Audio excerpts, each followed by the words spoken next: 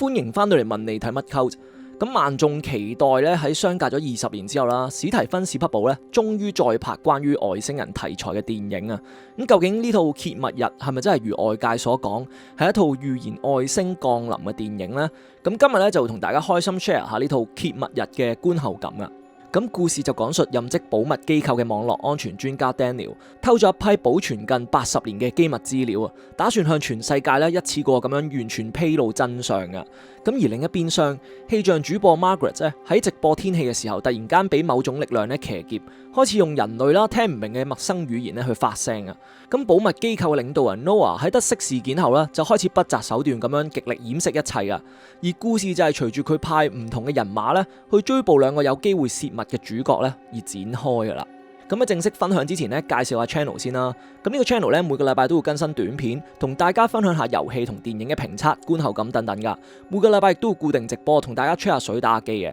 咁如果大家係對遊戲或者電影有興趣咧，就記得訂閱同埋撳埋鐘仔嘅全部啦。咁喺出片嘅時候又會有新嘢通知大家噶。咁我呢啲蚊型 channel 咧更加需要大家每一位嘅 like 啦，推廣出去噶。多謝大家嘅支持。咁首先唔講入邊嘅命題咧，單論劇情嘅鋪排同埋娛樂性，《揭密日》咧已經係一套比較傳統啦，但係仍然係做得唔錯，識得吊觀眾胃口嘅商業片嚟嘅。咁佢一開始咧已經係直接將觀眾咧掟入一個危機狀態噶，睇住主角 Daniel 逃亡，俾 Wardes 追捕 ，Margaret 咧亦都喺直播裏邊咧出現異常等等嘅。咁幾條唔同嘅主線咧係同時發動嘅，亦都將危機感啦同埋伏筆咧同時擺晒出嚟嘅。呢一種拋出疑問伏筆，再逐步推進去解釋嘅寫法咧，雖然係比較 old school 啦，但仍然係好有效噶。觀眾自然被逼跟住角色啦一齊去拼圖，一層層咁樣解開咧呢個世界嘅真相嘅。咁而喺每一個答案嘅背後啦，佢亦都會即刻拖出一啲新嘅問題。咁呢種不斷以新疑團去續命節奏嘅寫法咧，即使你暫時唔理佢背後嘅 hidden message 都好啦，咁仍然係會好順理成章咁被吸引咧睇落去嘅。咁而且呢套揭密日咧，就並唔係講揭密之後一個世界會變成點啊，而係聚焦喺咧揭密嗰一日究竟會點樣被逼降臨咧。咁呢個敘事角度咧本身亦都有少少可惜嘅地方嘅，就係時間上佢係設定喺揭密事件咧係點樣發生嘅，所以好多本來最值得延伸嘅後果，例如社會嘅崩壞、群體恐慌、社會重組等等，呢啲元素咧最後都只係停留喺想像層面，冇被真正咁樣拍出嚟嘅。喺演員方面，呢套戲喺重要角色上嘅演出咧，大部分都係相當唔錯嘅。例如男主角 Josh O'Connor 用一種幾符合角色設定嘅不安、遲疑同埋內耗啦，去帶住觀眾投入呢個劇情啊，演到嗰種明知自己已經捲入一件超出控制範圍嘅事啦，但係又冇辦法後退嘅壓力感啊。至於飾演男主角女友 Jane 嘅 Eve Hewson 咧，佢嘅身份亦都係比較耐人尋味嘅。佢除咗係前修女之外咧，亦都係片入邊比較少數會對於真相係咪應該公開咧而提出實際疑慮嘅人物之一嚟嘅，成為成部戲最接近信徒視角嘅觀點。咁 Jane 嘅角色咧，唔係話一定要反對真相嘅，而係代表緊一種更現實嘅焦慮。其實並唔係所有人咧都準備好面對一個會將整個世界觀咧推翻嘅事實嘅，而喺呢一點上咧，亦令佢嘅角色啦成為全片咧少數比較識得諗現實同埋宗教層面嘅聲音嚟嘅。至於飾演保密機構人 Noah 嘅 Colin Firth 咧，就成為套戲真正嘅對立角色啦。咁成套戲嘅對立面啦，幾乎都係靠佢一個角色咧撐起啊，將保密、控制、秩序，以至一種權力自覺咧喺角色上體現出嚟嘅真相咧，其實並唔係人人都有能力咧同埋資格咧去接受嘅。雖然套戲嘅傾向咧都係偏向揭密公開嗰一方面嘅。咁但係其實雙方嘅睇法咧都並冇絕對嘅對與錯嘅，同角色嘅動機核心一樣啦，相信住自己做嘅嘢咧，其實係為咗公眾啦而執行一啲必要之惡嘅。至於 Emily Blunt 嘅表演咧，絕對係全片最亮眼嘅演出之一嚟嘅。佢嘅角色咧唔係單純驚恐啦，或者係神化化，而係表達出一種逐步被某種未知能力入侵，但係同時又要被迫接受咧自己嘅身體同埋感知啦，唔再屬於自己嘅一種混亂感，感受到角色咧被某種更大嘅力量喺體內運行緊。咁如果講到電影比較可惜嘅地方咧，我覺得係揭密同埋保守呢場意識形態嘅對撞上咧，寫得並唔深入㗎。因為一個足以顛覆成個人類文明框架嘅真相咧，一旦要被公開啦，咁理論上咧一定唔會只係得支持者同埋少數保守派兩邊咧咁簡單嘅，現實世界入邊咧，任何會衝擊既有秩序嘅真相咧，都會涉及大量嘅持份者，而每一個人都唔會純粹由抽象嘅道德咧去出發嘅，而係會率先問咧，究竟公開之後，我究竟會失去啲乜嘢呢？呢點喺揭密日咧最應該寫得比較直接嘅位置嚟嘅，因為真正反對揭密嘅咧，未必係嗰班唔相信外星人存在嘅人，相反啦，好多時最抗拒真相揭開嘅咧，正正係最清楚真相一旦成立，係會破壞啲乜嘢嘅人。咁當現有制度嘅公信力啦、宗教正統、政治威信、科技霸權、金融秩序，甚至係資本社會本身嘅穩定，都可能因為人類唔再係中心咧而被動搖嘅話咧，咁反對揭密嘅力量咧就必然唔會只係嚟自一個黑箱嘅保密機構嘅。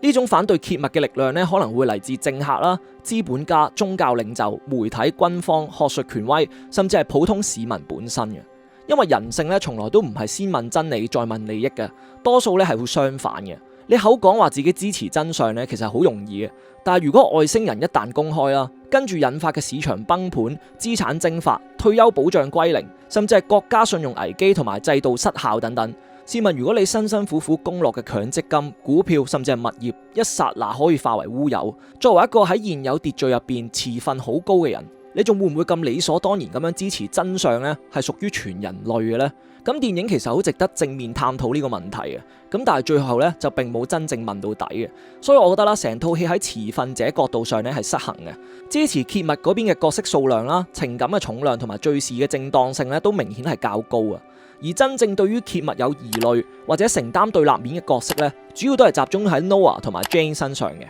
問題係 Noah 代表比較接近體制性嘅控制，而 Jane 呢就比較偏向私人層面嘅情感信仰同埋心理承受嘅能力，兩者都好重要嘅，但係仍然支撐唔起成個人類社會點樣分裂嘅呢個大命題啊！咁得出嚟嘅結果呢，就係雖然電影有意識形態嘅衝突啦，但係唔夠多嘅文戲呢，去真正建立兩邊嘅世界觀嘅。觀眾知道有對立，但係未必真正感受到兩種價值體系咧喺度互相拉扯、互相威脅、互相都自認有道理嗰種重量喺度嘅。喺宗教命題方面咧，亦都係有類似嘅情況嘅。電影入面確實係有直接拋出一啲問題嘅。外星人存在之後，信仰要點樣擺呢？如果宇宙有其他智慧嘅生命，人類仲係咪宗教描述當中咁獨特嘅存在呢？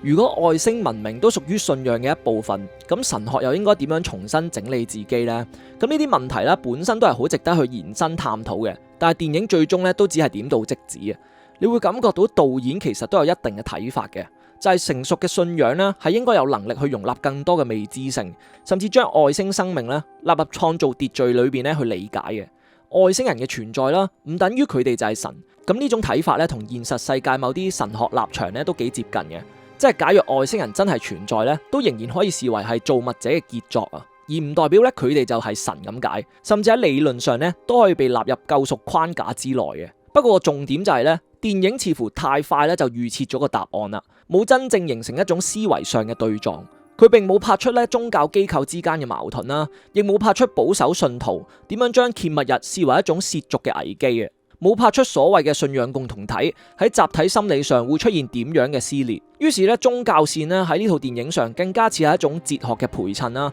而唔係真正提供到思考或者係動搖到世界結構嘅力量。咁對於一部揭密日嘅電影嚟講咧，宗教都算係一個大嘅命題啦。咁但係呢家個處理咧係略嫌蜻蜓點水式嘅。至於喺真相秘密上啦，亦都係比較平常嘅。因為如果從 UFO 外星陰謀論啊、政府隱瞞接觸事件嘅嗰套文化想像嚟睇咧，電影揭開嘅秘密啦，其實並唔係好驚喜嘅，好多都係過去幾十年流行文化、陰謀論或者都市傳說咧已經反覆提過嘅嘢嚟噶啦。換句話講咧，電影最大嘅懸念咧並唔係真相到底係啲乜嘢，而係真相點樣被公開啦，同埋人類究竟準備好未呢？喺 UFO 層面嚟講啦，佢個揭密嘅真相咧都係偏向老生常談嘅，同埋如果導演本身係想將重點放喺人類嘅反應、權力衝突或者係文明倫理上呢，咁核心秘密唔新鮮呢，其實都唔係一個致命嘅問題嚟嘅，只係電影咧就更加需要喺公開之後嘅影響呢一方面咧挖得更加深嘅。咁但係偏偏佢喺呢個方向上呢，又係比較保守嘅。所以就變咗咧，一方面秘密就冇驚喜啦，而喺人性反應方面咧又未夠詳細，結果好似喺兩邊交代上都差咁啲。咁除此之外咧，電影都交代咗一啲外星人可能嘅存在方式，例如透過腦電波啊、感知扭曲或者係認知輻射咧，去影響人類對現實嘅理解嘅。令佢哋可以以接近地球生物，甚至係以人類認知嘅方式啦，存在喺人類世界咧，而冇俾人察覺嘅。咁呢個亦都係我一路覺得外星人存在比較大嘅可能性之一嚟嘅。外星人咧並唔係隱形，而係我哋所見嘅本身咧已經被改寫咗啦。而作為拍過咁多套經典作品嘅大導演啦，喺犯駁嘅情節上咧，我覺得亦都係呢套戲一個唔可以完全忽視嘅問題嚟嘅。咁當然啦，睇戲好多時咧都真係抱住一個講古唔好博古嘅心態啊。咁特別係呢啲節奏行先嘅商業片啦，觀眾咧會願意俾多少少寬容嘅。咁但係問題係呢家咧已經係2026年啦，喺科技環境啦、監控系統同埋數碼痕跡追蹤咧都已經唔同晒嘅時代嚟講咧，一套電影如果仍然係用一啲好似90年代驚慄片咁樣先會出現嘅逃亡手法，例如男主角偷車之後可以完全冇 GPS、冇閉路電視、冇即時數據追蹤咁樣神不知鬼不覺，甚至係一啲明顯高風險嘅情景之下呢，仲可以慢條斯理咁樣留低觀察嘅情節發生，咁就會令人明顯感受到呢劇作嘅便利性呢係凌駕咗佢嘅合理性嘅。咁呢啲犯駁位最傷嘅呢，唔只係唔合理咁簡單嘅，而係會削弱套戲本來建立得幾好嘅危機感啊！因為當觀眾意識到主角其實有時只係靠編劇開路，而唔係真係靠自己嘅機智去脫身呢，咁緊張感呢就自然開始會漏氣啦。即係你本來相信主角呢，其實喺世界級危機之中呢，步步驚心嘅，但係當有幾幕嘅處理係太隨便嘅時候呢，就會令人出戲嘅啦。咁開始會諗呢，點會冇人知啊？點會得咁少人去追捕佢啊？點解可以咁樣都冇事噶？咁對於一套本來主要賣點之一就係節奏同埋追逐張力嘅電影嚟講啦，呢種犯駁位係唔應該太多嘅，亦都係我覺得導演咧忽視咗一啲戲劇細節嘅部分嚟嘅。咁至於作為史提芬史匹堡嘅作品呢，好多對 UFO 研究嘅人呢會再深入解讀電影背後嘅暗示嘅，所以對呢套電影嘅期望值咧應該係會更加高嘅。而喺電影上啦，佢唔再講科技陰謀層面，而係主張同理心咧，先係真正嘅進化嘅。處理方式係偏向史匹堡式嘅溫和人民主義啊。咁電影更加似係想問我哋眼界夠唔夠大，去容納呢個宇宙，多過想拍一場世界崩裂嘅思考對立嘅。所以當電影去到一啲真正貼近現實人性思考嘅臨界點嘅時候，佢仍然相信咧人類或者外星人都係值得被溫柔對待嘅。咁呢份溫柔就成就咗電影嘅情感啦，但係同時限制咗佢成為一套更直接、更徹底嘅文明危機預言。咁最後就嚟個總結比分，我會俾呢套《揭密日》呢 boy 嘅。咁我覺得《揭密日》呢係一套敘事技術成熟、演員整體表現穩陣，而內容方面係值得商榷嘅一套科幻驚慄片嚟嘅。不得不承認呢，呢個題材對我嚟講係有加成嘅分數啊。可惜係當中嘅內容呢，亦都係有令我失望嘅部分嘅。電影揀咗一個咁大、咁危險、咁足以摧毀現有秩序嘅題材，咁但係最後呢，就冇真正將揭密背後涉及嘅人性自私、制度利益、宗教裂痕、群體恐慌等等元素咧顯示到出嚟嘅。佢有掂到問題啦，但係未有深究咁樣追問落去嘅。佢有提出命題啦，但係未有將唔同持份者之間嘅世界觀衝突咧鋪得夠厚啊。所謂核心秘密本身呢，亦都並唔新鮮嘅，部分逃亡情節又有明顯嘅犯駁，成部戲喺電影敘事嘅層面呢，仍然停留喺舊有嘅框架之內啊。咁最後大家又睇到呢套揭密日未呢？歡迎留言分享下你哋嘅睇法，同埋我睇到呢度啦，就不妨俾翻 like 啦。咁如果大家都係對電影或者遊戲有興趣呢，就記得訂閱啦。咁我每個禮拜都會出片，同大家分享遊戲同埋電影啊。每個禮拜都會固定直播嘅。咁下次再有電影呢，再同大家開心 share 分享下嘅。咁我係 Jeremy 嚟啦，我哋下條片再見。